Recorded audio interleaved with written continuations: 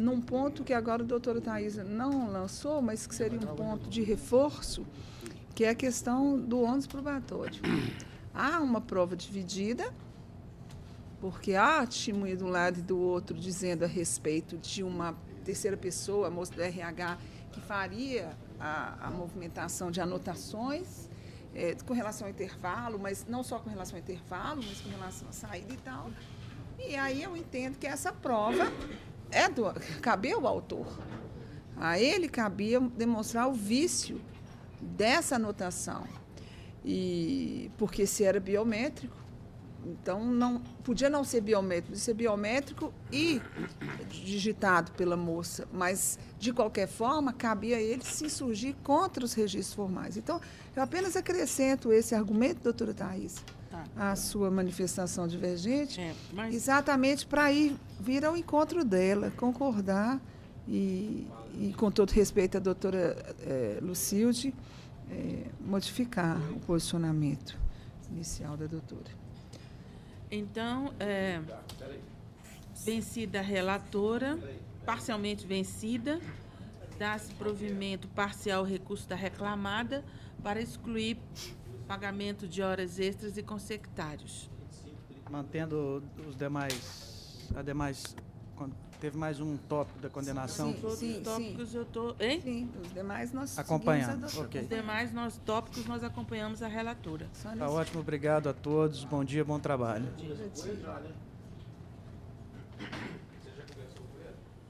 Retornando o sistema aqui, doutor, já consegui voltar com tudo.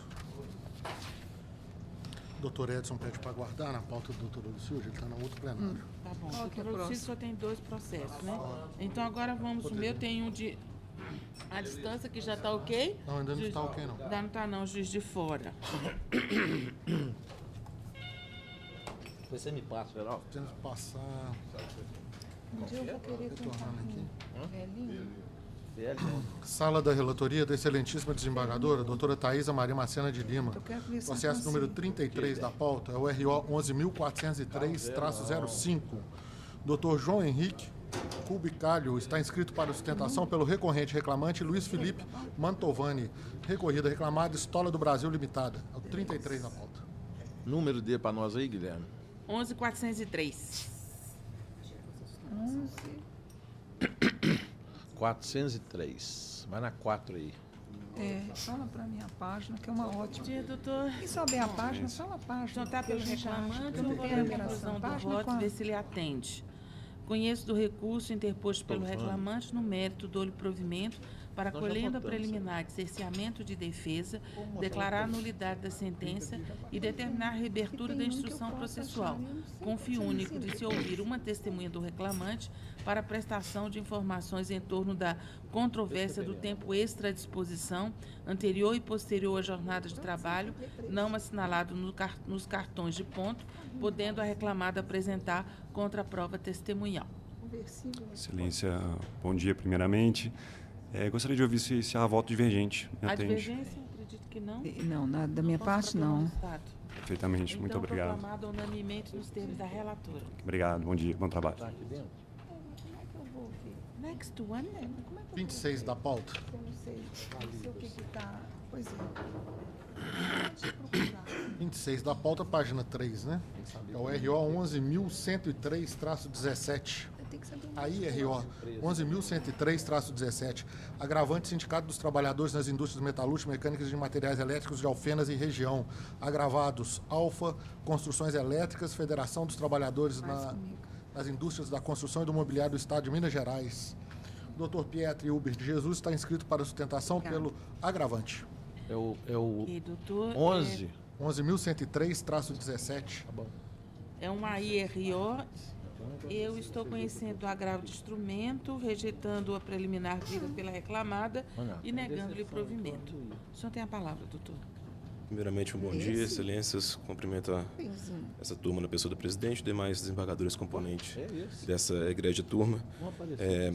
No caso, se trata de um agravo pleiteando o provimento do pedido de assistência judiciária gratuita, o Sindicato dos Metalúrgicos de Alfenas impetrou a ação declaratória de enquadramento sindical contra a empresa sediada nesse município, o juiz da segunda vara de Alfenas julgou improcedentes pedidos, indeferindo o pedido de assistência judiciária, onde foi apresentado esse RO e, nos tópicos do RO, o qual se pretende destrancar através do presente agravo, o sindicato demonstra a ausência de condições econômicas aptas a sustentar o pagamento das custas processuais, o que inviabilizaria o seu acesso ao judiciário.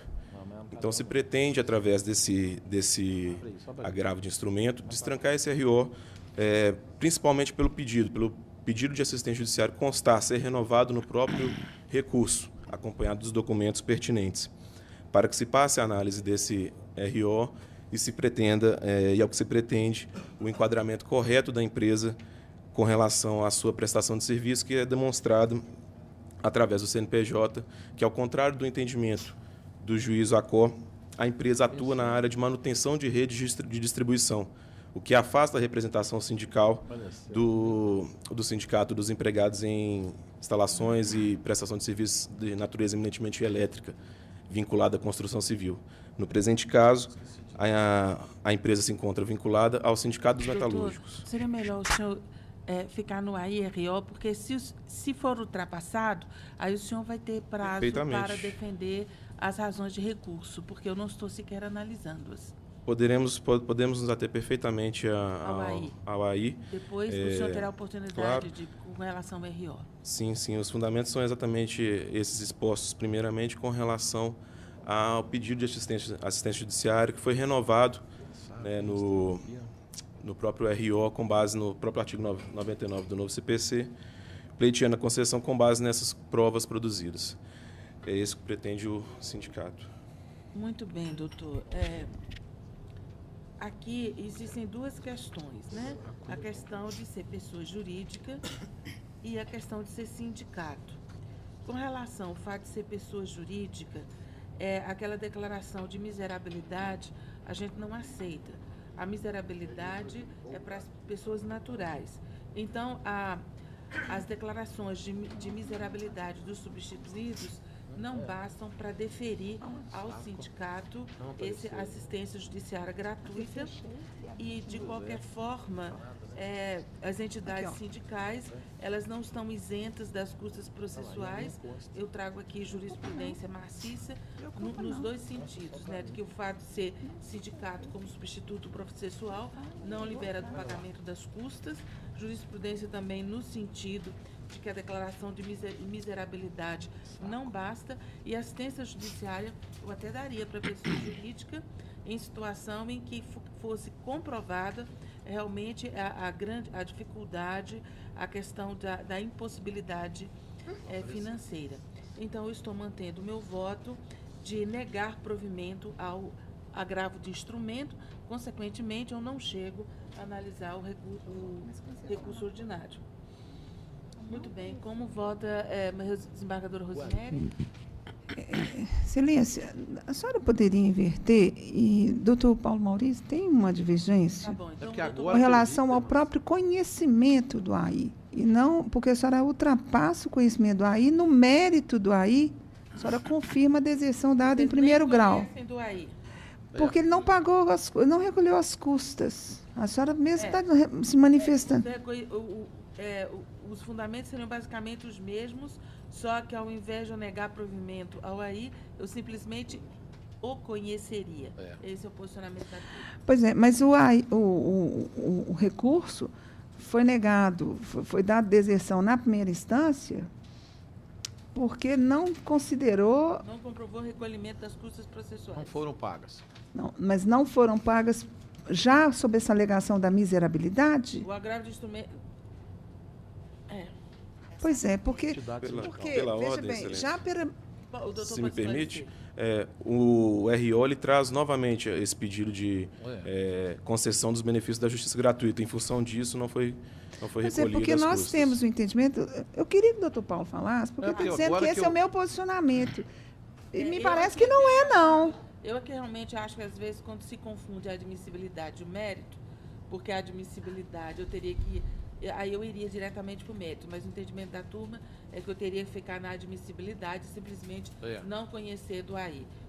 Eu vou ajustar o voto. Não, mas desculpa não. Aqui porque eu não lancei. Na verdade, eu lancei, mas agora que eu fui ver que eu não tinha liberado a divergência. Não sei nem se apareceu e agora. Quando é reclamante, vocês fazem. Mas deixa eu explicar uma coisa. O fundamento é outro. O doutor fala assim, Rose, é o mesmo posicionamento que você sempre tem. Não, meu posicionamento é o seguinte, a parte que pediu os benefícios da justiça gratuita em primeira instância, quando o seu recurso foi negado, e em aí ela insiste na miserabilidade, eu não encerro o conhecimento do aí, não. Eu acho que é o mérito. Porque se eu encerrar, lógico, porque se eu encerrar aquilo, ele nunca vai poder ter uma revisão a respeito do pleito de miserabilidade. Não, então Vossa Excelência está alterando o entendimento que não, tem um não, voto, inclusive, que eu estou citando aí, porque o acolhimento do AI, o conhecimento do AI, pressupõe o recolhimento do depósito referente ao AI. Não, essa parte eu concordo. Então, não, mas não quando o tema diz respeito à falta de recolhimento de custas por razão de miserabilidade, por pedir os benefícios. Eu não tenho nenhuma dúvida que o AI tem que ter o seu depósito separado separado do RO. A questão é com relação a custas. Se o tema que travou o recurso, o senhor está me entendendo, né? Se o tema que travou o recurso está sendo trazido agora no objeto do AI, eu não acho que eu posso cobrar do senhor este preparo, porque senão perde completamente o sentido. Pois se o senhor está pedindo um AI exatamente porque diz que não tem condição de pagar... Eu já não estou entendendo Pela mais ordem, nada. se Nós já permite, votamos vários processos aqui de outro sentido. Não. Aqui, O meu é igual da Thaísa. O fundamento da doutora Thaísa aqui, que está alterando, e eu fiz até divergência, porque a doutora Thaísa, inclusive, aponta o fundamento que nós já votamos nesse sentido, que não tem lógica acolher um AI sem o recolhimento de custas, porque seria a mesma coisa que isentar a parte do depósito recursal. Tudo bem. Esse sempre foi o nosso fundamento aqui nos últimos votos. Depende. A doutora Thaís inseriu agora uma situação que é um pouco diferente. Por quê? Porque o sindicato autor não teria como fazer depósito recursal. Nesse caso. Por quê? Porque ele é autor. Vai ser o problema das custas. Não, pois é, mas a gente não conhece, eu até então não conhecia. Não é porque ele é autor, não. Até então não conhecia, problema porque não há depósito das custas. A analisou a questão e indeferiu a justiça gratuita. Exatamente, doutora Thaísa. Esse posicionamento, com todo respeito ao doutor Paulo, esse entendimento não é o que nós seguimos. Nós estamos seguindo, se eu não estou enganada, e talvez seja o seu também, eu acho que o doutor Paulo que não concordar, mas não tenho certeza. O entendimento dela. O meu entendimento é esse mesmo. Ela está mantendo. Então eu vou trazer um terceiro. Tá. Então, tá bom, no eu final... vou conhecer por outro fundamento. Tá bom. Então, na realidade, a conclusão é... permanece a conclusão. Permanece a conclusão, conhecendo e negando e desprovendo, vencido o desembargador Paulo Maurício, que não conheceria do agravo de instrumento. Sim, e eu por outro fundamento.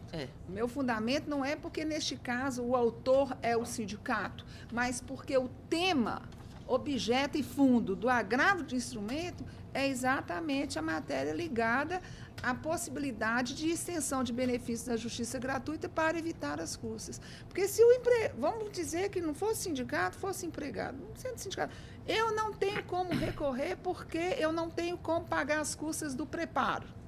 Peço os benefícios da justiça gratuita. O juiz fala assim, não te concedo os benefícios da justiça gratuita e dou deserção. Aí eu falo, então eu vou levar ao tribunal uma revisão dos meus benefícios. Olha, se for para o senhor levar a revisão fazendo o depósito de custas, então é porque o senhor tinha dinheiro. Então, eu não posso aceitar uma situação, seria teratológico isso. Contradiz até mesmo o próprio fundamento. Exatamente, desdiz o fundamento. O senhor não tinha dinheiro para fazer as custas do depósito recursal e agora tem esse valor das custas para fazer o AI?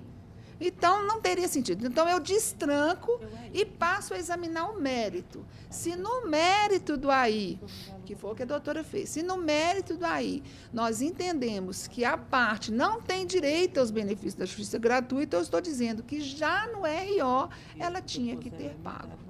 Tinha que ter feito o recolhimento. Então, eu dou a deserção. Mas não é por causa da qualidade do sindicato. A questão do conhecimento do AI. É pelo objeto que se confunde AI com o fundamento da negativa de segmento dada pelo juiz Vacó, cujo agravo mantendo a é negativa atacar. assistência gratuita. O senhor me entendeu? Então, por isso que eu digo que eu conheço como doutora Thaisa, do seu AI, mas por outro fundamento, que não é da qualidade da parte, sim da identidade de objeto entre AI e decisão agravada. Eu vou acrescentando os fundamentos do voto, os seus fundamentos também. Muito bem, então, proclamado o resultado nesses termos, vencido o desembargador Paulo Maurício, que não conhecia do AI. Muito obrigado, bom dia. Bom dia. Qual o próximo? O seguinte é o 37 da pauta, página 4, 37. RO 11.744-67. O doutor Guilherme Teixeira de Souza está inscrito pela recorrida reclamada, Café Três Corações. O recorrente é a reclamante Ronilda Veríssimo de Oliveira. As demais recorridas reclamadas é a Cooperativa de Apoio ao Trabalhador de Transporte Belo Horizonte e Luft Solutions Logística Limitada. 37. Vamos ver. Muito bem, doutor Guilherme. Eu estou conhecendo o recurso da reclamante negando provimento. Obrigado. Posso manifestar sobre eventual voto divergente? Ótimo, eventual. A divergência? Não. Então, proclamo o resultado. Obrigado, excelência. Bom trabalho a todos. Bom dia. Next one. Podemos passar a sustentação oral à distância, já temos contato com o juiz de fora. Também na doutora? Também na sala da relatoria da excelentíssima desembargadora, 10.944. doutora Thaisa Maria Macena de Lima. Escrito o doutor João Batista Dili Pinto. O senhor nos escuta bem, doutor? Juiz de fora. Tudo bem. Bom dia a todos. Bom dia. Passa ao pregão. O processo número 20 da pauta, página 2. ROPS 10.944-21. O doutor João Batista está inscrito para sustentação pelo recorrido reclamado Antônio Quintino Moreira. Recorrente reclamante é a Carla Márcia Dornelas. A outra recorrida é Jovita Maria de Paiva. Processo número 20 da pauta. Está pela recorrida, né? 944? Está pelo recorrido reclamado. Ok. Bom dia, doutor. Eu vou ler a conclusão do acórdão, do meu voto, aí o senhor vê se lhe atende ou se vai ser necessário o senhor sustentar. Eu estou conhecendo o recurso da reclamante, negando provimento, adotando as razões de decidir da decisão de primeiro grau. Teria alguma divergência? Não, estou de acordo. Não. Nenhuma divergência. Então, tá bom. Proclamo o resultado à unanimidade, então, doutor. Então tá bom. Muito bom dia. Bom dia, doutor. Obrigada. Neta que cuida de avó, depois que a avó morre, quer vínculo com os outros parentes.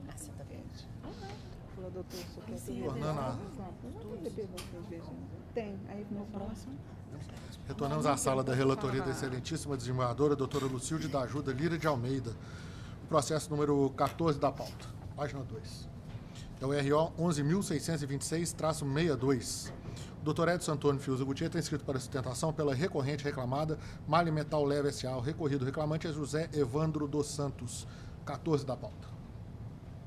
11.000. Bom dia, doutor Edson. Bom dia. Desembargadora Lucilde, por gentileza, conclusão do voto. Da doutora Lucilde. 11.626. Malha metal leve. Só um instantinho.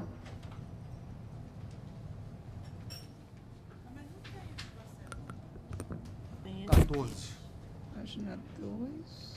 Esse aí, ó. 14. É o primeiro com a sustentação oral. Página 2. Achou? Repete para mim o número. 11.626-62.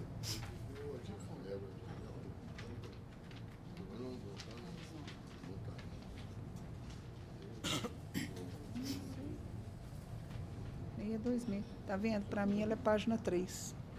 Porque a cada página fica faltando um. Mas é 14? O meu é página 3. Pode olhar aqui, vem cá ver. 11.626, né? Isso. 11.626. Última página. O restinho. Olha que interessante. O número é diferente. É. Então eu não vou conseguir. Não vai. Porque você medita. Aí eu fico procurando. É melhor saber os números do lado. Esse. Tem o número. Conhecendo e negando provimento. Eu quero é isso. Sabe por quê? Por que eu perco o número? Porque eu fico procurando a folha. Não é. Quando eu chego na folha, eu já esqueci o número, porque eu li tanto número. Fazer um pedido lá na Caixa Econômica, perto do Jadel. Conhecendo e negando provimento. Pois não, obrigado. Senhora desembargadora, presidente, senhoras desembargadoras, senhores desembargadores, senhora procuradora, senhores e senhoras secretárias. Senhora presidente, aqui pedindo bem a sua excelência cuidadosa, percussiva desembargadora relatora, a empresa insiste no provimento do seu apelo nos pontos aqui que ligeiramente serão colocados pela tribuna. Com relação, senhora presidente, a 1h25 no chamado primeiro turno, com relação às horas em tino, entende a empresa, senhora presidente, que aqui não há que se falar em horas em tino. Por quê?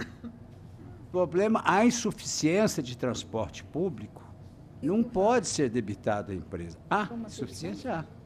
Mas isso não pode ser debitado à empresa, porque isso é de responsabilidade do Estado. Então, espera-se, pois, senhora presidente, que seja estipada a condenação a essa 1h25 reconhecidos como horas extras em virtude da natureza de horas em tino. E quanto mais 30 minutos à disposição, entende a empresa também que deve ser decotado. Por quê? A respeitável sentença entendeu como hora de disposição, senhora presidente, egrégio colegiado, aqueles atos preparatórios para o empregado chegar e assumir o comando do seu serviço. Por exemplo, a ida até o seu vestiário, o café.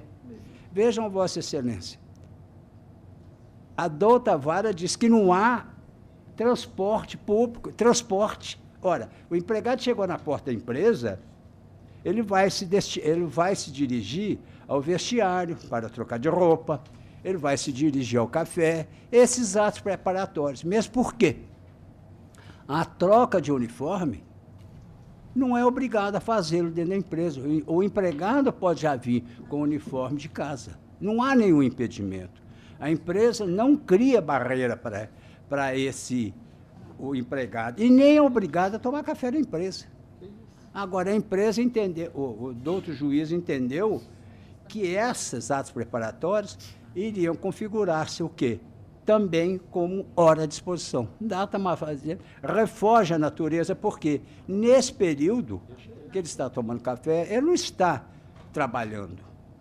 Ele não está trabalhando. Então, espera-se, pois, que sejam decotados da condenação essas horas concedidas pelo doutor colegiado. E quanto à insalubridade, senhora presidente, aqui o reclamante, o autor, postulou a insalubridade e a periculosidade. Optou, evidentemente, pela periculosidade, que era mais benéfica. Mas aqui, em síntese, senhor presidente, além dos equipamentos que a empresa fornece, a insalubridade, apesar do laudo pericial contrário, a empresa sustenta que a pequenez do tempo em que ele estava submetido na troca de cilindro, não enseja o pagamento do adicional de periculosidade. Assim sendo, senhora presidente, espera-se, pois, que seja julgado o apelo da empresa, concedendo-lhe o seu provimento. Mesmo porque, voltando, inclusive, às horas em tino, senhora presidente, a insuficiência, ela não está configurada dentro dos ingredientes da súmula 90 e o artigo 58 da CLT. Então, espera-se, pois, pedindo ver na sua excelência a doutora desembargadora relatora, que seja provido o apelo da empresa. Obrigado. Doutora Lucilde. Bom, quanto às horas in itinere, há uma incompatibilidade com a jornada do transporte com a jornada do reclamante. A hora à disposição se encaixa na tese prevalecente número 15 do nosso TRT e o laudo e a insalubridade, periculosidade, foi apurado com base na perícia técnica, que eu estou mantendo também, senhora presidente. A divergência? Não. Então, unanimidade se decide. Bom dia, obrigado, com licença. Obrigado. Muito bem, agora a sala do...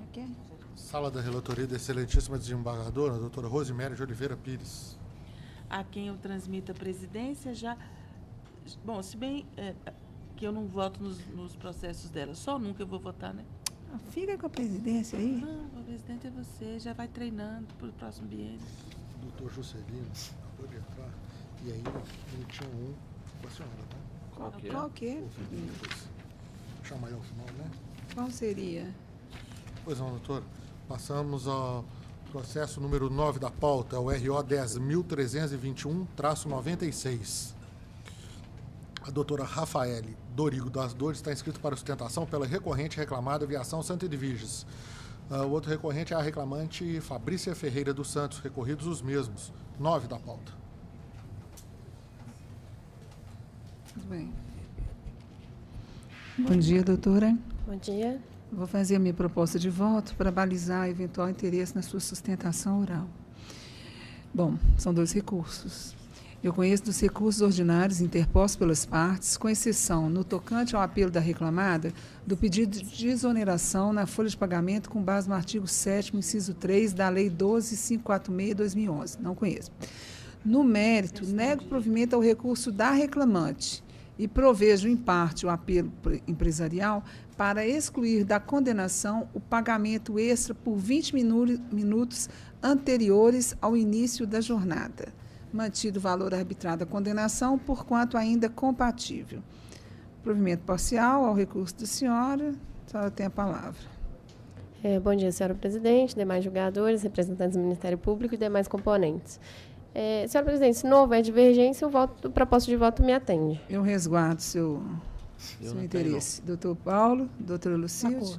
Então, fica proclamada a unanimidade. Um bom dia, senhora. Ok, obrigada, bom trabalho. Bom dia. Seguinte é o 22 da pauta. 22 é o RO 10.887-77. A doutora Renata Caldas Fagundes está inscrita para sustentação pelo recorrente reclamante Wellison Aparecido de Carvalho. Recorridos Rodoac Transporte de Cargas e Lafergerholcim e Intercement Brasil S.A. 22 da pauta. Senhora presidente, eu tenho que jurar suspeição nesse processo. Nesse caso, eu devolvo a presidência à doutora Thaisa, já que ela atua no processo. Então, fica registrada a suspeição da desembargadora Lucilde e eu vou atuar como terceiro votante nesse processo. Desembargadora Rosimere, por favor, leitura da conclusão do voto. Pois não, bom dia. Eu conheço do recurso ordinário interposto, no mérito dou-lhe parcial provimento para acrescer a condenação, o pagamento de indenização substitutiva no valor de R$ 4,00 por dia em que houve a extrapolação da jornada de 2 horas. Mantém o valor da condenação por ainda compatível e determina a Secretaria a retificação de cadastro com relação aos nomes do recorrente, que é o Wellison, e dos recorridos Rodoac e Intercement Brasil S.A. Com a palavra, doutora. Excelentíssima senhora desembargadora presidente, em nome de quem eu cumprimento os demais componentes dessa ilustre turma, eu venho a essa tribuna principalmente sustentar a respeito da responsabilidade subsidiária que, data vênia do entendimento da ilustre relatora, precisa ser reconhecida no caso desses autos. Trata-se do transporte de cimento, atividade meio, não tem nenhuma discussão sobre ser atividade fim, não há dúvida, é atividade meio, mas é uma atividade absolutamente essencial à consecução do objetivo final das empresas. Essas empresas são uma, a Intercement, conhecida, é a Camargo Correia, e a outra, a Lafarge-Holcim, é a maior fabricante mundial de cimento. Elas atuam em conjunto, até existe na imprensa uma notícia de que o CAD permitiu que, para fins de redução de custo, elas atuassem em conjunto, que era o que acontecia no caso dos autos. O transporte era feito entre vários pontos de interesse de ambas. Então, ele transportava, fazia um trecho para uma, outro trecho para outra, aproveitando o transporte e reduzindo os custos existentes. E, recentemente, veio aos autos uma petição dando notícia do pedido de autofalência do primeiro reclamado. Quer dizer, era uma empresa pequena, constituída para atender essas duas empresas que, concomitantemente, utilizavam do transporte, e esses pontos eram aproveitados para redução de custo. Tem até, eu imprimi aqui, essa é uma situação, é uma notícia notória, o CAD permitiu até, eles fizeram um pedido formal e o CAD permitiu o aproveitamento, essa parceria de ambos. Então, não obstante todas as teses que dizem respeito a se tratar de um contrato de direito civil ou coisas do gênero, houve o aproveitamento pelo tomador de serviço exclusivamente por esses 2 tomadores de serviço. Durante 3 anos, eles usufruíram da mão de obra desse reclamante para a consecução dos seus objetivos. É essencial o transporte, não adianta haver a produção e não haver o escoamento dessa produção. Então, eu apresentei também, tem várias jurisprudências, inclusive dessa turma, neste sentido, da responsabilidade subsidiária do tomador de serviço pelo adimplemento das verbas devidas ao reclamante. E me parece que esse caso não é diferente de todos os outros que eu apontei, inclusive no memorial, e que dizem acerca da necessidade de se responsabilizar esse tomador de serviço, seja pela teoria do risco, por culpa em eligendo, em vigilando, seja porque, em última análise, ele que usufruiu diretamente da força de trabalho deste reclamante durante esses 3 anos em que houve a prestação de serviço. Então, é o que se requer nesse aspecto. Outros 3 pontos que, rapidamente, eu gostaria de abordar. Um é a respeito da diária. As convenções coletivas dizem a respeito do direito do empregado de receber diária. A prova do pagamento competia à empresa. Não houve prova de pagamento. Tem 3 recibos de pagamento de salário nos autos onde não consta o pagamento das diárias. Foi ouvida a prova oral.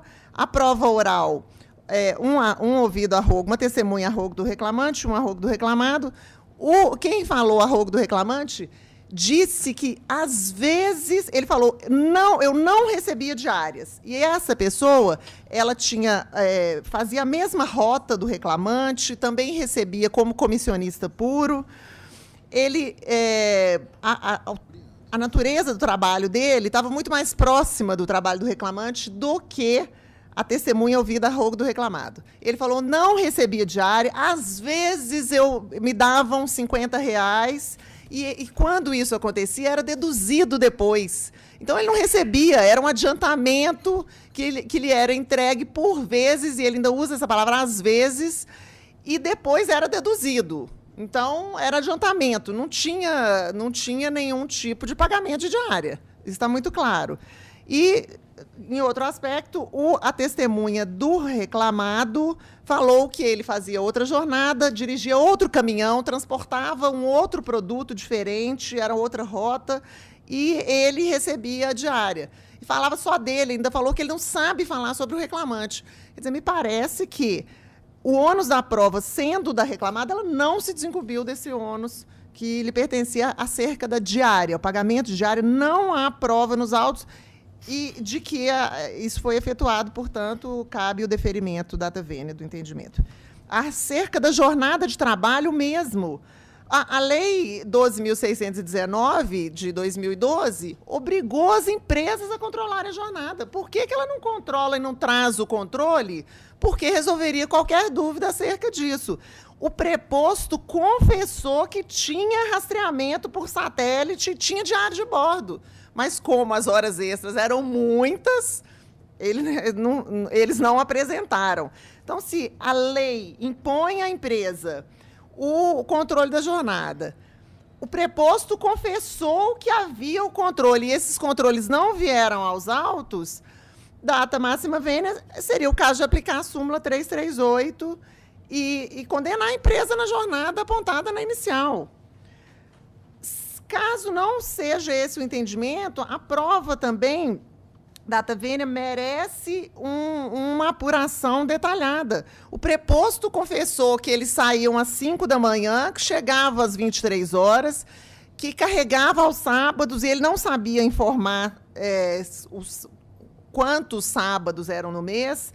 falou acerca do intervalo também, que o intervalo ele não sabia, porque cabia ao próprio motorista resolver, então ele não sabia. E ele falou muitas vezes que ele não sabia, e depois justificou, porque como a empresa fazia controle, rastreamento satélite de área de bordo, por isso que ele não sabia.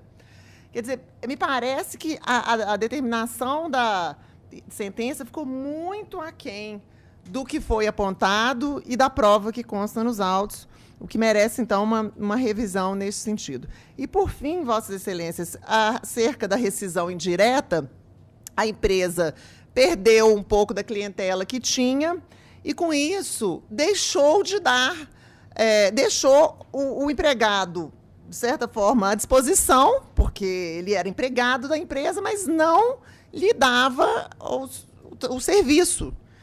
E ele era comissionista puro. Isso teria que necessariamente acarretar uma dispensa, porque ele só recebia por comissões, ficava à disposição da empresa e tem prova nesse sentido. A testemunha falou que, a partir de janeiro de 2016, o autor já não tinha mais, o volume de trabalho foi muito reduzido, o que não aconteceu com essa testemunha. Só no final de 2016 que ele teve, então, reduzido. Então, se o empregado estava lá, era empregado da empresa, recebia só por comissões e não tinha trabalho, se a empresa não precisava mais dele, teria que dispensar, porque outra não poderia ser a situação dele, e a não ser vir requerer a Vossas Excelências a rescisão indireta do contrato, que é merecido, uma vez que ele não teria condições de estar à disposição de uma empresa que não tinha trabalho para lhe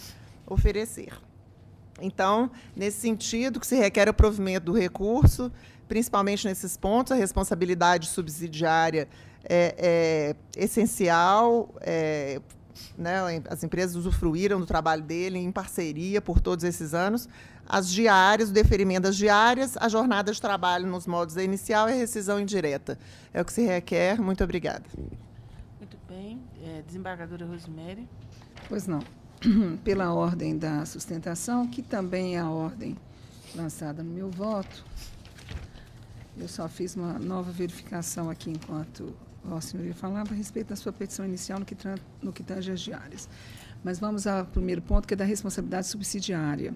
Bom, eu vou manter meu entendimento com relação ao contrato de transporte, entendendo que ele era utilizado, de fato, de modo permanente pela empresa contratante, mas de forma lícita e não se configura terceirização. Nós já temos posição a respeito disso, de que não se trata de terceirização. Fiz, inclusive, uma citação aqui de uma ementa da minha lavra como relatora. Vossa Excelência não atuou, mas dizendo que o contrato civil celebrado entre reclamadas se identifica como contrato de transporte.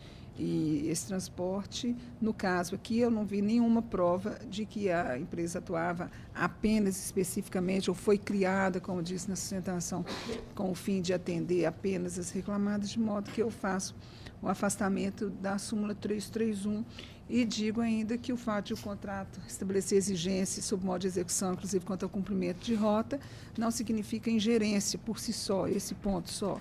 Não significa ingerência, mas adequação do serviço contratado à logística da reclamada. No que tange a diária de viagem, de fato, eu faço menção a esses dois trechos da prova testemunhal, dos depoimentos de duas testemunhas, no caso, o Ademir e o Jair Nunes, falando a respeito de pagamento de diária, e acabei seguindo o posicionamento da magistrada de origem, que diz que, constatado o pagamento de diárias em valor maior que o garantido pelas CCTs, a inicial fala em R$ 36, aqui a verificação foi de R$ 50, eu entendi também que não foi comprovado sequer pelo reclamante diferenças a seu favor, embora a inicial dele seja de dizer que nada recebeu. Então, a falta de prova, e entendo que esse ônus era do reclamante, eu considerei sucumbente e mantive a posição da juíza de origem. No que tange a jornada de trabalho, eu também segui a valorização da prova testemunhal lançada pela juíza, considerando a prova testemunhal e entendendo que a jornada indicada na inicial se apresentava extensa, exagerada e não pode ser a única considerada em razão da prova testemunhal colhida, mantive como razoável a jornada fixada pelo juiz de origem. No que se refere à rescisão indireta, mais uma vez, eu me reporto à juíza de primeiro grau, entendendo que esses fatos narrados na inicial não constituem motivo suficiente para a resolução do pacto laboral, até porque nem todos foram aqui comprovados. Digo, tal como na juíza de primeiro grau, que o pagamento do salário extra-folha e a prática de horas extras, nem tantas como alegadas, sem a quitações corretas, são irregularidades que não ensejam por si só a rescisão indireta do contrato. E eventuais faltas da empresa já estão sendo reparadas por essa ação, embora isso não seja elemento de afastamento da gravidade, né, eu corrigi aqui, acabou, mas, de qualquer forma, eu estou entendendo que não há, em especial, não só a gravidade, como a imediatidade, e porque essas faltas, inclusive, não impediram a continuidade do contrato de trabalho, ele só mais à frente é que veio fazer a denúncia de algo que ele entendia irregular há mais tempo. De modo que, com toda a vênia, a brilhante sustentação da ilustre advogada, sempre mostrando atenção ao caso, eu vou manter minha posição. Silêncio. Muito bem. Desembargador Paulo Maurício. Eu estou acompanhando. Só lembrando aqui que a juíza de primeiro grau também e a ilustre relatora estão mantendo o pagamento do adicional das horas extras. Foi deferido hora extra. Está mantendo. A condenação é de adicional de hora extra. Ele era comissionista puro. Estou acompanhando. E a questão da diária, que ficou em dúvida, aí, segundo a prova testemunhal, pelo fato de ser pago de forma diferenciada, ou seja, não contabilizada, a juíza entendeu e a testemunha fala a mesma coisa. Eu recebi em média R$50 por mês. Estou de acordo. Dava mais até que a convenção coletiva. Por isso eu estou acompanhando integralmente. Excelência, só uma questão de ordem. A testemunha do autor fala que era descontado isso, que recebia às vezes, ele fala, não recebia. Às vezes eu recebi uns R$50 que era deduzido depois, a título de adiantamento. O raciocínio lógico da juíza foi que se ele recebia por fora, estava além do valor do salário. E o valor do salário está compreendido lá as diárias. Esse é o raciocínio também da relatora. E está correto. E a outra testemunha disse que recebia. E a testemunha falou que recebia. Muito bem, eu sou terceira votante nesse caso. Em relação às horas extras, eu não tenho dúvida. A minha dúvida foi que no memorial há citado uma decisão minha em que eu reconheço a responsabilidade subsidiária. Eu abri aqui a minha decisão, é uma decisão de 2014, quando eu estava na terceira turma, e ali o reclamante trabalhava com exclusividade no transporte de uma só empresa. Aqui são duas, né? Então, eu acho que descaracteriza um pouco essa conexão. Então, por isso, eu estou acompanhando a relatora. Então, unanimemente se decide nos termos da relatora, a quem eu devolvo a presidência. Obrigada. Bom dia. Processo número 10 da pauta. 10 da pauta é o RO 10.347-23. Autor é o Sindicato dos Empregados e Técnicos em Laboratório, Banco de Sangue e Análises Clínicas no Estado de Minas Gerais, Sintralab, versus Diagnóstica Limitado. Escrito para ostentação, o Dr. Pietri Uber de Jesus, pelo recorrente autor, o sindicato. Achou aí? Está na 2. E doutor? Bom dia. Vou fazer a minha proposta de voto para balizar a sua sustentação oral. Eu conheço do recurso ordinário interposto, mas no mérito nego-lhe provimento. O senhor tem a palavra. Cumprimento novamente os desembargadores componentes dessa 10ª turma. Bem, o processo em questão, ele cuida de uma ação de cumprimento apresentada pelo Sindicato dos Empregados em Laboratório do Estado de Minas Gerais contra o Laboratório Diagnóstica da cidade de Varginha. O juiz Acor julgou improcedente a demanda, fundamentando na ausência de representatividade do sindicato autor em relação aos empregados da empresa recorrida. Concluiu, na verdade, o juiz Acor, pela essa ausência de representação, no documento trazido pela empresa recorrida, concernente ao seu contrato social. O contrato social da empresa recorrida inclui como objetos sociais a exploração de anatomia patológica e citopatológica, patologia clínica, microbiologia, análises clínicas, controle de qualidade de ar, água, medicamentos, cosméticos, entre outras atividades de natureza veterinária, inclusive. Por tal razão, o juiz ACO, atentando para esses objetos de natureza ampla, vinculou a representação dos empregados deste laboratório ao Sindicato dos Empregados de Estabelecimento de Saúde de Varginha.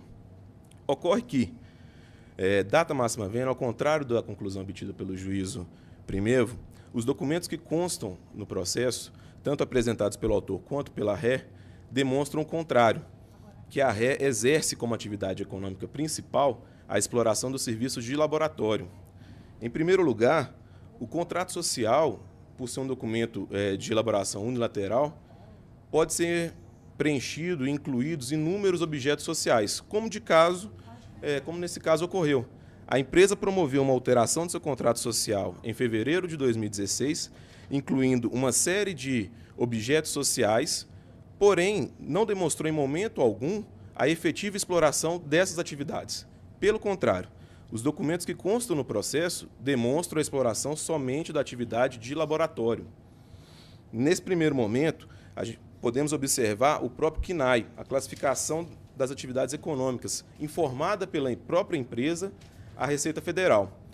No comprovante de inscrição no CNPJ, é possível verificar que a atividade econômica principal da empresa diagnóstica limitada é a exploração de laboratórios de anatomia patológica e citológica, sendo as atividades secundárias testes e análises técnicas e laboratórios clínicos.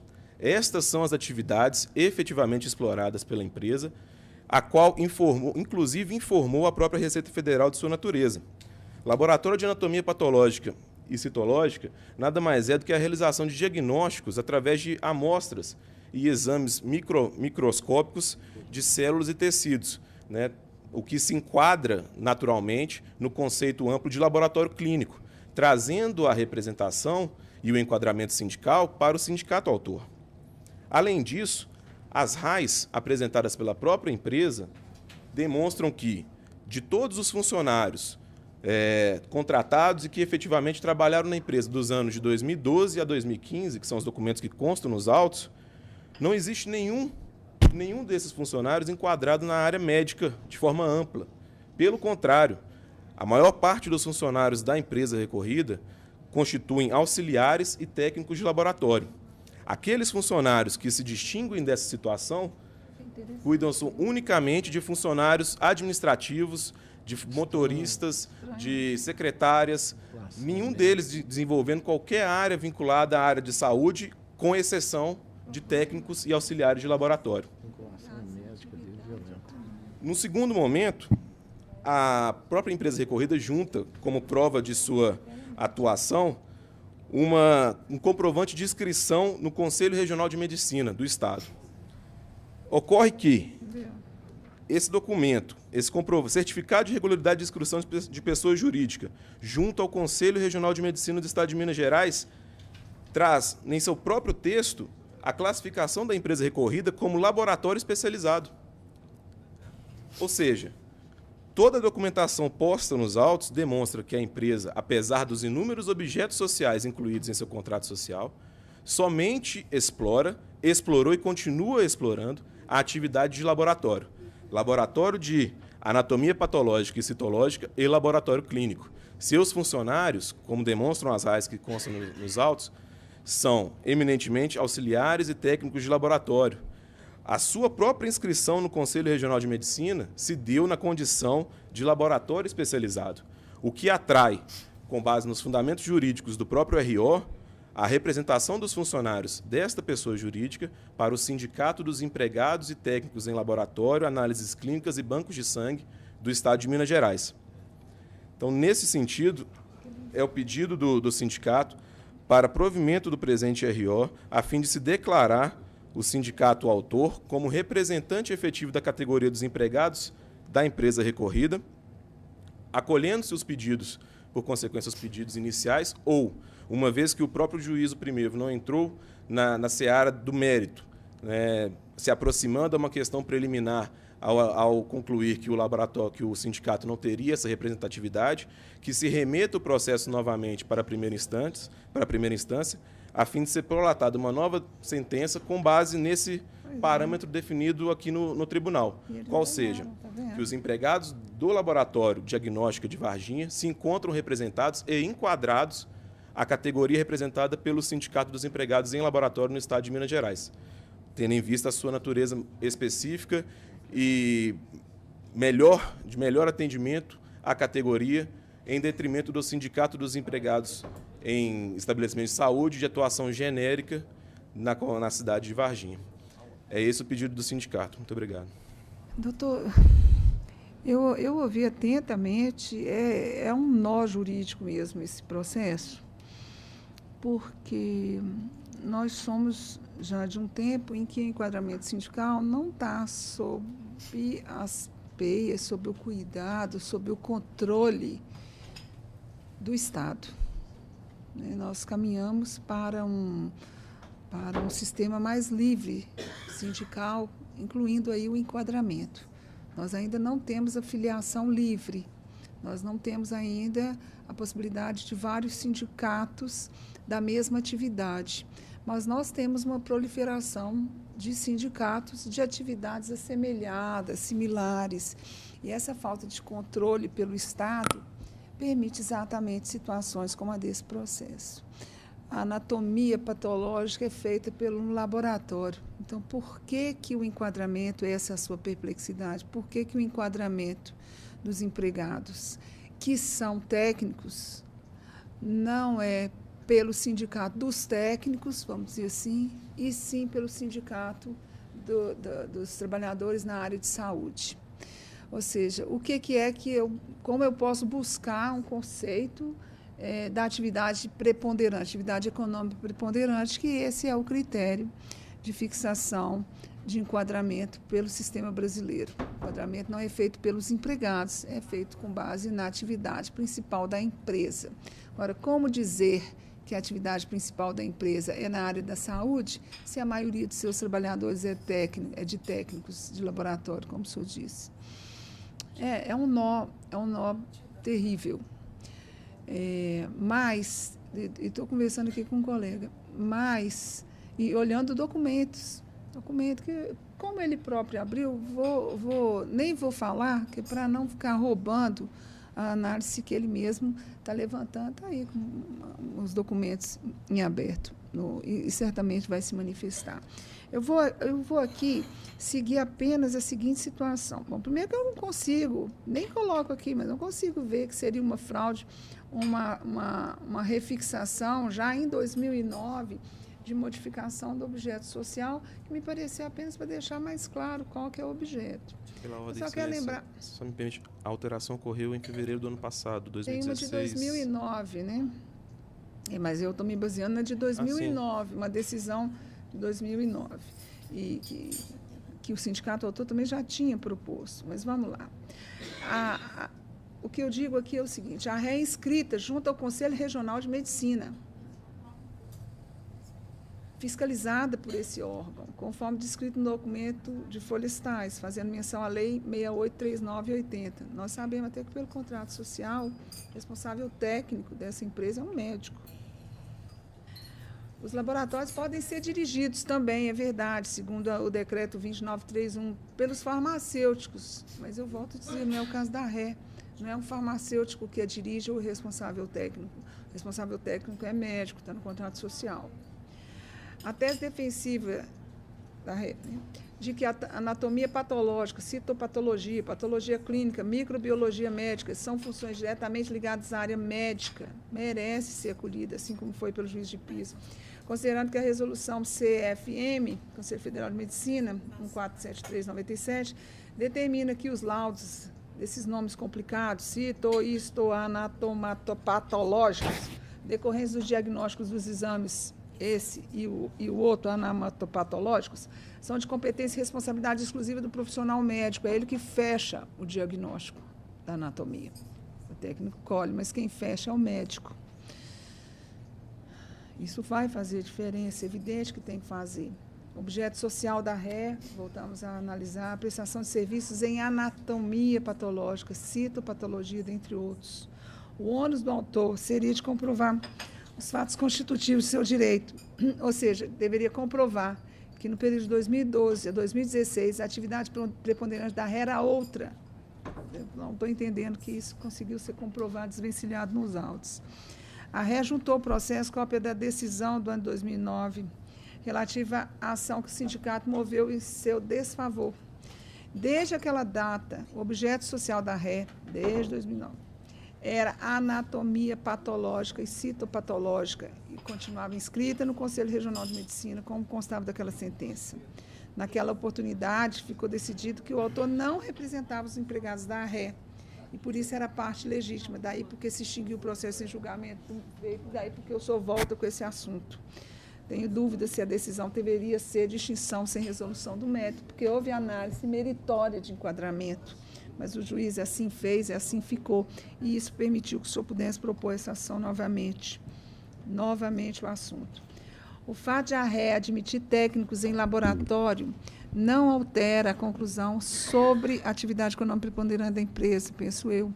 Nós temos o artigo 581, parágrafo 2º CLT, atividade preponderante da empresa, aquela que predomina no exercício das funções, ou seja, aqui caracteriza a unidade de produto, operação, objetivo final, para cuja manutenção todas as demais atividades convirjam exclusivamente em regime de conexão funcional. Então, as de técnicos convergem para a médica de anatomia patológica, não o contrário. Destaque, como bem pontuado na origem, as atividades preponderantes desempenhadas pela empresa requerida de anatomia patológica e citopatológica são bem mais amplas que a atividade laboratória, até porque elas são a finalização diagnóstica. Daí porque eu vou comungar integralmente com a sentença, entendendo que as atividades da RE se encaixam como serviços de saúde, um conceito mais amplo, motivo pelo qual seus empregados se enquadram à categoria profissional representada pelos sindicatos de empregados em estabelecimento de serviço de saúde de Varginha.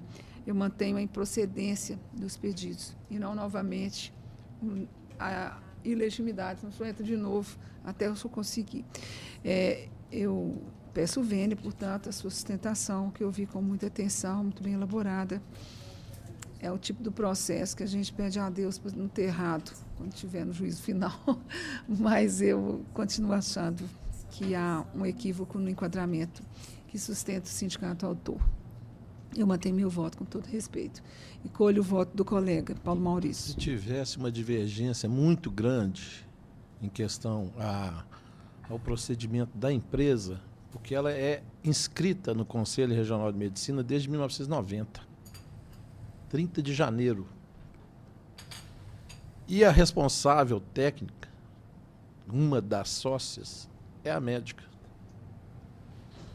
Se tivesse uma divergência muito grande entre esse nós estamos falando do laboratório, sim, especializado, mas entre a submissão da empresa ao Conselho de Medicina, Regional de Medicina, e a categoria que o senhor representa, eu até que acolheria, mas nesse caso aqui não.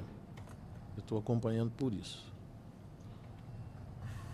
E assim mesmo falou da convenção coletiva. Vários acordos coletivos, desde 90, Acordo muita coletivo. situação. Não visualiza um prejuízo até para os empregados. Estou acompanhando. Eles sempre receberam com base no outro sindicato. Agora vem diz que não quer, não. Agora pega aquela e vem com outra. Doutora Lucilde? Então, doutor, a unanimidade se proclama nos termos do voto da relatora. Muito obrigado, bom dia, bom trabalho. Bom dia, doutor. Bom dia. Temos mais um processo. O doutor Juscelino tem escrito nos dois processos seguintes. O primeiro, ainda na relatoria da excelentíssima desembargadora doutora Rosimédia Oliveira Pires, é o 36 da pauta, RO 11.537-95. Recorrentes Luciano Monteiro de Carvalho e Brasil Quirim Logística e Distribuição Limitado. Recorridos os mesmos. Doutor Juscelino Teixeira Barbosa Filho, pelo recorrente reclamante. E tem um outro semelhante? 11 da mil o quê, Guilherme? Ah, sim, mas tá. Já foi julgado, entendi. então. Não foi julgado ainda não. Foi não? 11 mil e quê? 11.537. O outro é da Cervejaria Petrópolis. Eu acho que é página 3. Página 4. E o ilustre advogado está por quem? Pelo recorrente reclamante. Só um instante, doutor. Para chegar na conclusão. Muito bem. Bom dia. Bom dia. Vou fazer a proposta do meu voto para balizar eventual interesse na sua sustentação oral. Eu conheço dos recursos ordinários interpostos pelas partes. No mérito, nego o provimento ao apelo da reclamada e provejo em parte o recurso do reclamante para deferir-lhe o pagamento do adicional de 1/10 sobre os salários percebidos ao longo do período contratual prescrito, parte fixa e variável, com reflexos em aviso prévio, férias mais 1/3, 13º salários, horas extras e em fundo de garantia mais 40% na forma do artigo 8º da Lei 3207/57. Para fins previdenciários, declara a natureza salarial das parcelas, à exceção dos reflexos em férias indenizadas mais 1/3 e fundo de garantia. Mantém o valor arbitrário da condenação, porque ainda é compatível. Então, deferimento apenas no recurso do reclamante, no que se refere àquele adicional de 1/10. O senhor tem a palavra. Senhor presidente, ilustre relatora, a proposta de voto atende, em parte, os anseios do trabalhador. Mas eu gostaria de destacar aqui um ponto em que não está sendo provido o apelo, que seria em relação ao enquadramento sindical. O reclamante junta aos autos as convenções coletivas do Sindicato do Comércio de Contagem e, com base em tal, pede os benefícios da convenção ao contrato de emprego, especialmente o adicional de horas extras. A reclamada, por sua vez, junta a convenção diversa, com a qual o reclamante não concorda que se aplique. E não concorda por quê? Exatamente pela atividade preponderante da reclamada. Se pegarmos o contrato social em sua cláusula 5ª, lá fala: a sociedade tem por objeto o comércio atacadista e varejista de bebidas em geral. E é exatamente por isso que se juntou a convenção do Sindicato do Comércio de Contagem, que é aplicável ao contrato de trabalho.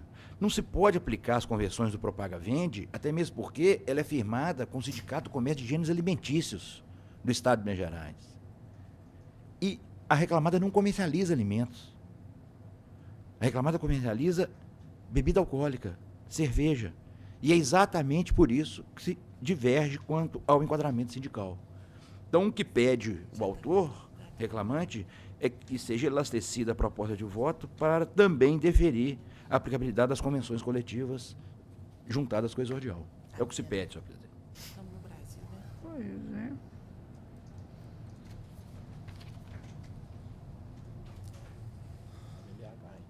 Não, pois é, eu estou achando que tem um equívoco aqui. Acho que não. Eu falo que devem prevalecer sobre aquelas... Bom, vamos lá. Morava em BH. Ele morava em BH, né? A atividade dele é BH? Ele prestava serviço na região metropolitana. A empresa é em Contagem. Ele prestava serviço em Contagem, em BH, em vários lugares. Não, ele era vinculado... Vamos lá. Ab início, registro ser incontroverso que, apesar de vinculada à filial de Contagem, o reclamante prestou serviço na cidade de BH. Belo Horizonte. Tanto que a presente demanda foi ajuizada perante o foro dessa cidade. Não há prova, nem alegação de que ele atuava também em Contagem. E daí, isso aqui vai fazer a diferença. Em caso, as normas coletivas que o reclamante invoca foram firmadas pelo Sindicato do Comércio de Contagem e Ibirité. E pelo Sindicato do Comércio Varejista e Atacadista de Contagem. Por isso, tais normas, além de abrangerem... e aí a outra, juntada pela defesa, as convenções coletivas, foram negociadas pelos sindicatos, empregados, vendedores e viajantes do comércio, propagandistas, vendedores e vendedores de produtos farmacêuticos e o Sindicato do Comércio Atacadista de Gêneros Alimentícios de Belo Horizonte. Por isso, elas prevalecem sobre as pedidas na inicial. Doutor, vou manter meu voto. Doutor Paulo Maurício, Estou de acordo. Doutora Lucilde.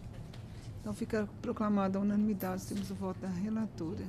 Bom dia ao senhor. Bom dia. Agora, falta da colega. Eu devolvo a presidência? Eu devolvo a presidência à doutora Thaís. Muito bem. Muito bem, podemos... Podemos, então, ir para a minha pauta. Retornamos à sala da relatoria da excelentíssima desembargadora, doutora Thaisa Maria Macena de Lima. Processo número 30 da pauta é o agravo de petição 11.198-39, 30 da pauta. O doutor Juscelino está inscrito para sustentação pelo agravante José Aparecida da Silva, agravado em Cervejaria Petrópolis e Ouro, gestão de franchise e negócios. Muito bem, doutor. Eu estou conhecendo do agravo de petição interposto pelo exequente no mérito do parcial provimento para determinar a ratificação da conta para incluir as diferenças de comissão na base de cálculo de todas as horas extras, observados os demais comandos judiciais acerca da aplicação da OJ 947-SDI1 do TST e súmula 340 do TST.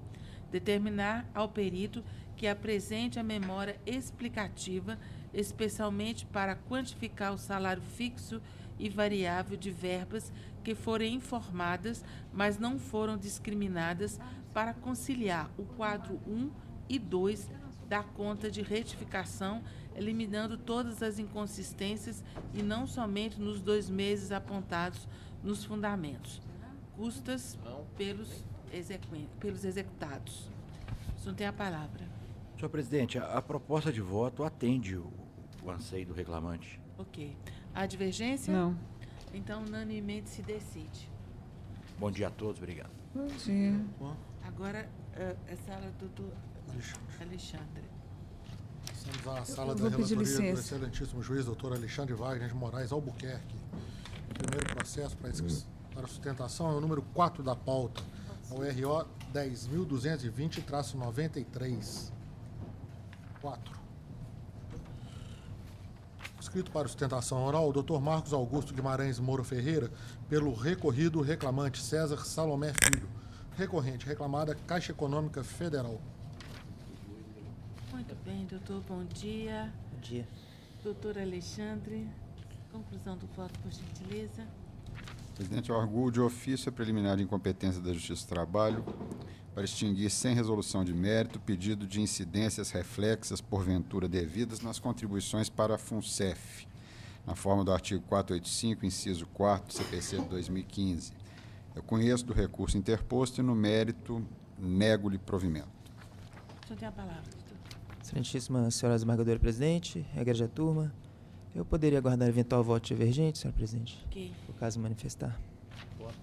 Também não tem divergência, então posso proclamar o resultado. Então, proclamo unanimemente nos termos do relator. Obrigado, bom dia. Bom dia. Doutor. Seguinte é o número 13 da pauta. 13 da pauta é o ROPS 10.819-03. Doutor Rodrigo Duarte está inscrito para sustentação pelo recorrente reclamante Otton Guilherme Rocha. Recorrida reclamada Central Distribuidor e Comércio Limitada.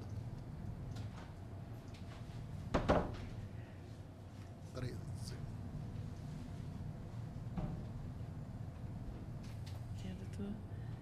Doutor Guilherme, por gentileza. Aliás, doutor... Rodrigo. Doutor Alexandre, não sei onde arranjei Guilherme aqui. Precisando de férias. Bom dia. Bom dia. É um ROPS, presidente. Eu conheço do recurso ordinário interposto pelo reclamante no mérito do provimento para condenar a reclamada ao pagamento de indenização por danos morais no importe de R$10.000. O senhor tem a palavra, doutor. Primeiramente, um bom dia a todos. Excelentíssima desembargadora presidente, pessoa na qual cumprimento os demais desembargadores aqui presentes sentados. Confesso que o resultado do relatório proferido atende em parte os anseios do reclamante. Já fico satisfeito com o reconhecimento do dano moral havido que não foi reconhecido pelo juízo primeiro. Pois bem, o processo aqui ele trata unicamente do dano moral vivenciado pelo obreiro em virtude de acidente havido quando a condução de caminhão toco. Preliminarmente, há de falar na valoração das provas dos autos. Por quê? A única testemunha ouvida a rogo pelo juiz Acó, ele mostra nítido interesse processual. Primeiro, ele confessou, quando da contradita, que exerce cargo de gestão para admissão e demissão de funcionários. Foi registrado devidamente o protesto. E, como se não bastasse isso, durante todo o depoimento, ele mostrou interesse, ao ponto que o preposto da reclamada confessou que o reclamante foi contratado unicamente para ser motorista 3/4. Já a testemunha falou que o reclamante poderia conduzir qualquer tipo de caminhão. A testemunha falou primeiro para o juiz que ouviu dizer que o reclamante falou numa roda de amigos, também sabia conduzir como um toco. Só que depois falou que não tem certeza do mesmo. Então, percebe-se que a todo momento, por exemplo, ele alegou também que todos os caminhões eram devidamente vistoriados antes das viagens, quando perguntaram para o procurador da reclamada. Quando perguntaram pelo procurador do reclamante se havia já presenciado qualquer tipo de vistoria em caminhão do reclamante, ele alegou que tenha presenciado. Então, quanto à questão do interesse por parte da única testemunha ouvida a rogo pelo juiz Acó, é claro o interesse dela no resultado da presente ação. Há de se falar também que a reclamada não acostou aos autos o contrato de trabalho tido com o obreiro, não contestou em defesa que o obreiro foi admitido unicamente para ser motorista 3/4, constou também que o preposto também confessou em audiência que não sabe os motivos ensejadores do acidente, não sabe qual foi a dinâmica do acidente, não sabe se o caminhão apresentou problemas de freio quanto do acidente. A empresa não constou aos autos qualquer relatório de manutenção em dia por parte também do caminhão. Então, com base em todas essas preliminares, já que se falar no procedimento da presente ação. Mas vou mais longe dos julgadores. Acontece. O reclamante, quando ele foi admitido, conforme consta a sua TPS, ele foi admitido para ser motorista de caminhão 3/4. Caminhão esse tem capacidade de carga de 3,5 a 4 toneladas. Acontece que a empresa o colocou para ser motorista de caminhão toco. Caminhão esse que, por sua vez, carrega 16 toneladas. Estou falando por capacidade 4 vezes maior do que o caminhão 3/4. Inclusive, o preposto da reclamada, ele confessou em audiência de instrução de julgamento que o reclamante foi admitido unicamente para ser motorista de caminhão 3/4. Pois bem, no dia do acidente, o reclamante estava dirigindo um caminhão toco, caminhão este ao qual resultou demonstrado que não possuía experiência. Na qualificação, no currículo dele apresentado à empresa, não fala que ele tem experiência em caminhão toco. Partisse dessa premissa, a data máxima vinda seria equivocada. É a mesma coisa se qualquer cidadão de bem produzir carteira de habilitação B para moto e no dia seguinte a empresa colocar ele para ser motoboy, como se ele tivesse experiência para aquilo. No dia do acidente, pouco momento antes, mesmo dirigindo caminhão, que ele não tinha experiência, com capacidade de carga 4 vezes superior para a qual ele foi contratado, aproximadamente 1 hora antes, ele foi parar na barreira da Polícia Federal com sobrecarga. O auto de infração está devidamente acostado aos autos. E mesmo assim ele prosseguiu viagem. Infelizmente, uma das curvas, ele veio a perder o freio do caminhão, conforme consta do boletim de ocorrência, e ele veio a sofrer esse acidente. Acidente esse de natureza extremamente grave. Inclusive, vou pedir a máxima vênia aos dois julgadores para mostrar a foto da cabine do caminhão, como ficou. Se eu perguntasse para os dois julgadores se a pessoa que está nesse caminhão está viva, se tinha morrido ou não, tenho certeza que a resposta é que teria morrido. Ele ter saído sem nenhuma sequela desse acidente foi um milagre. Foi um milagre. Olha, eu peço atenção dos outros jogadores para analisar como ficou a cabine do caminhão. Então, esse procurador que aqui vos fala tem experiência na questão de condução de ações de motoristas. Não são raros os casos que chegam viúvas para mim para poder juizar a ação. Em acidentes como é esse. A tragédia aqui estava anunciada. O caminhão foi pego com sobrepeso na barreira policial, não tinha manutenção em dia, ele estava conduzindo caminhão com carga de 4 vezes maior do qual ele tinha experiência, e a empresa aqui tem um grande porte, então um grande poderio econômico, tem diversos caminhões. Data máxima vênia, o importe aqui de R$10.000, ele não é condizente com caráter pedagógico que deve ser aplicado à empresa. Aqui, realmente, o reclamante, hora recorrente, deu sorte de não ter morrido. Sorte não, foi um milagre. Então, roga aqui o recorrente, ora reclamante, que o dano moral seja majorado para importe mínimo de R$35 mil. Porque, se assim não for, tem certeza, tem convicção o reclamante, ora recorrente, que a empresa, com o poderio econômico que lhe compete, que contém, não vai sentir. Não vai ter um caráter pedagógico realmente efetivo para que condutas como essas não ocorram novamente. Condutas como colocar os seus empregados em risco, induzir testemunhas a faltar com a verdade em juízo. Então, rogo aqui o ora recorrente reclamante pela majoração do dano moral, a fim de que condutas como essas não sejam novamente praticadas pela empresa. É só. Alexandre. Presidente, todos os fatos descritos pelo doutor aí na tribuna estão também apontados nas razões do meu voto. Parece até que o doutor teve acesso a eles antes. Menciona a questão do veículo, da contratação para condução de veículo 3/4 e que no momento do acidente ele conduzia um veículo de capacidade maior. Menciono o boletim de ocorrência, onde consta que o veículo teria perdido o freio, que se confirma pelo excesso de peso constatado um pouco antes do acidente ter ocorrido.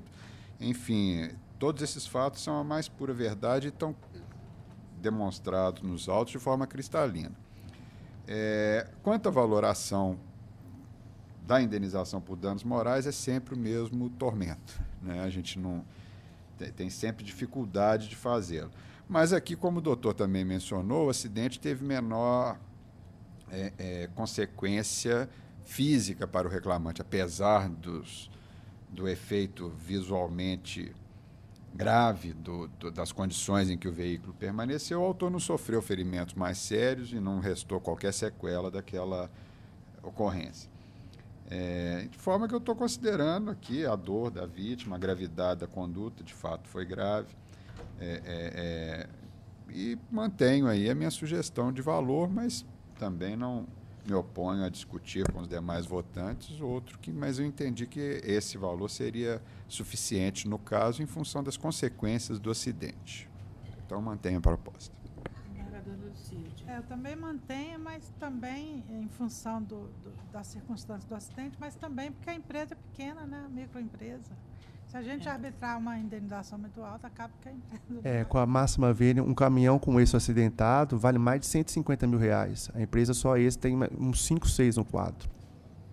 Mas aqui está registrado como microempresa. Infelizmente.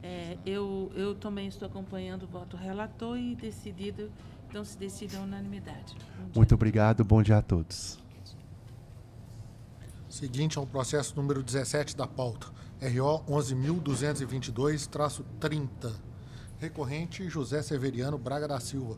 Recorrida Minas Arena, Gestão de Instalações Esportivas S.A.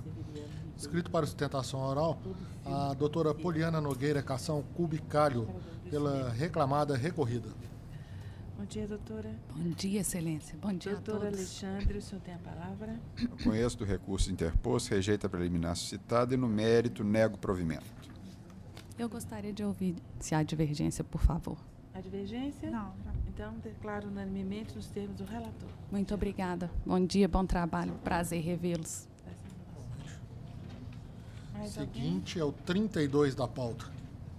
32 é o RO 12.031-88. Recorrentes Wallace de Jesus e Usifast Logística Industrial. Recorridos os mesmos. Dr. Vitor Vogas e Silva está inscrito para sustentação pela recorrente reclamada. Bom dia, grandes jogadores.